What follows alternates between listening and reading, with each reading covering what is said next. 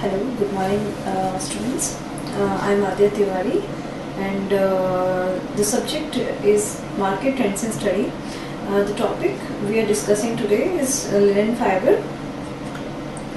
Linen is a natural fiber. Linen is natural cellulosic fiber derived from the stem of the flax plant, and which is one of the oldest cultivated plant.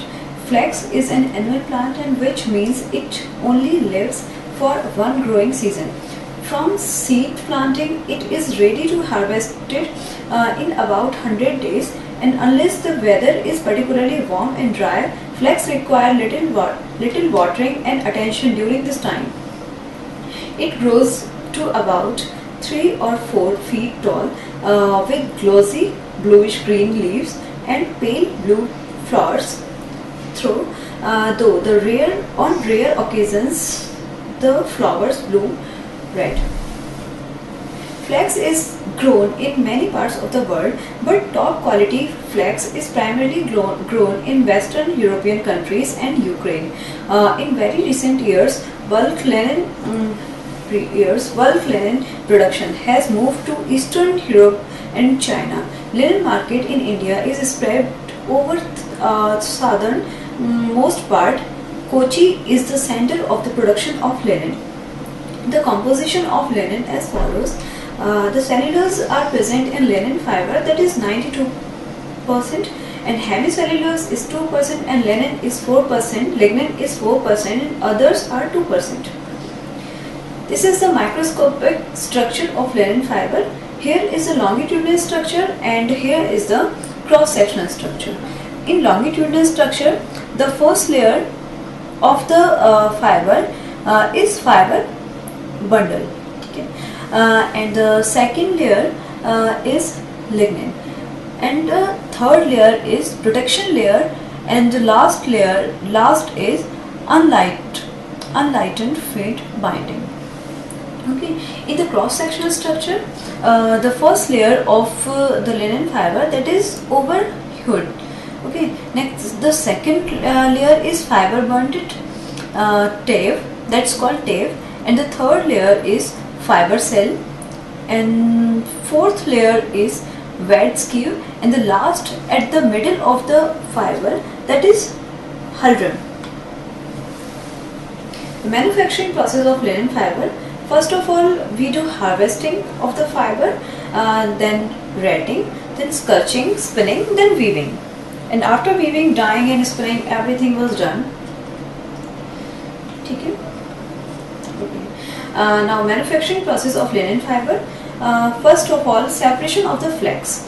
For the separation, the xylem and phloem of the plant are bundled together by calcium ions and a sticky protein called pectin, which must be broken down in order to separate the valuable best fiber from the plant's vasculature, so that they can be processed and spun into yarns. This is achieved via a process called retting. Retting is done by 3 types: water retting, chemical retting, and dew retting. Okay. In water retting is most widely employed practice and produce highest quality of the fiber. It is best accomplished in stagnant or slowly moving water like pond, bogs, streams. Okay. As a rule, the more stagnant water source, the more abundant the bacterial fauna and faster the retting process. The bundles are steeped in water at least 60 cm to 100 cm depth, and the retting process is completed in 8 to 30 days. When the bark separate out easily from the stick or wood, and the fibers are ready for the extraction. Dew retting is preferred method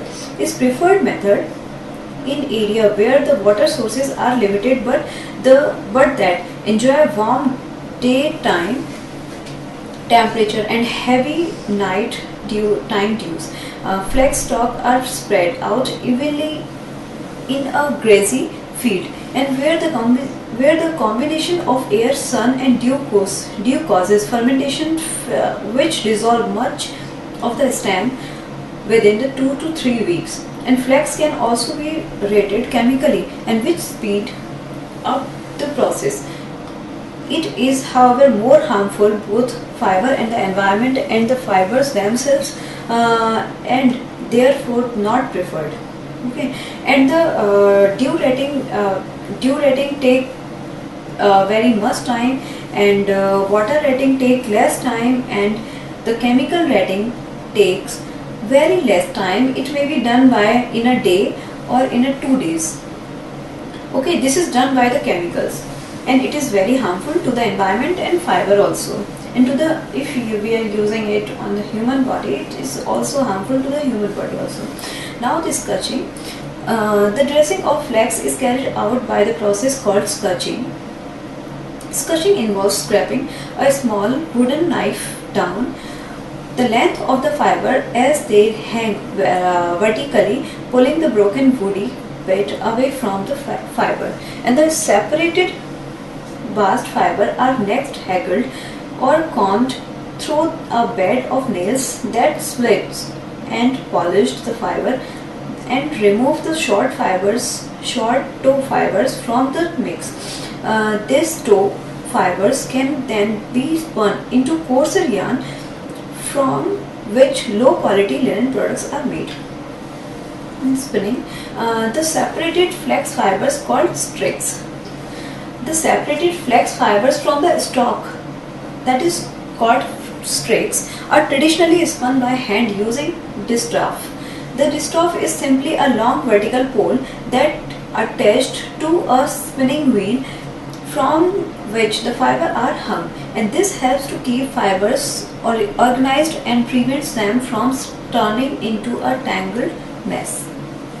Spinning involves twisting together the drawn out strands of the fiber from yarns and then winding the yarn onto woven or spools. Now weaving. After spinning, linen yarn is generally woven into sheets or crosses, wherein multiple threads are interlaced both horizontally and vertically on a loom. Occasionally, linen yarn is also knit or formed into fabric by creating consecutive rows of loops that intertwine with one another. By virtue of these loops, knit fabrics have the degree of strength, stretch and inherent in terms, and because linen yarn has no elasticity, it is quite difficult to knit and so more frequently woven. Now the physical properties of the linen fiber. Okay. The tensile strength of the linen fiber. Linen is a very strong fiber, and it has a tenacity of 5.5 to 6.5 gram per denier. Okay, the strength is greater than cotton, but if we will talk about the wet strength, it is low. The elongation at break. The linen does not stress easily, and it has an elongation at break of 2.7 to 3.5%. Color of the linen fiber is yellowish to grey, and the length 18 to 30 inch in length. Linen fiber have 18 to 30 inch in length and lustre. It is brighter than cotton fiber and it is slightly silky. Elasticity. Linen fiber has not enough elastic recovery property like cotton fiber. Specific gravity. Specific gravity of linen fiber is 1.50%, and moisture regain. Moisture regain of linen fiber is 10 to 12%. Resiliency of linen is very poor. An effect of heat. Linen has excellent resistance to degradation by heat. It is less affected than cotton fiber by the heat. An effect of sunlight. Linen fiber is not affected by the sunlight as other fibers. It has enough ability to protect sunlight. Chemical properties of linen fiber. Effect of acid. What is the effect of acid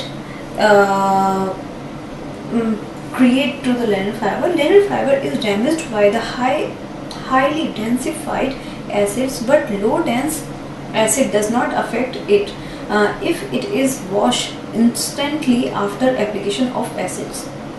Effect of alkali. Linen has an excellent excellent resistance to alkali and it does not affect by the strong alkalis.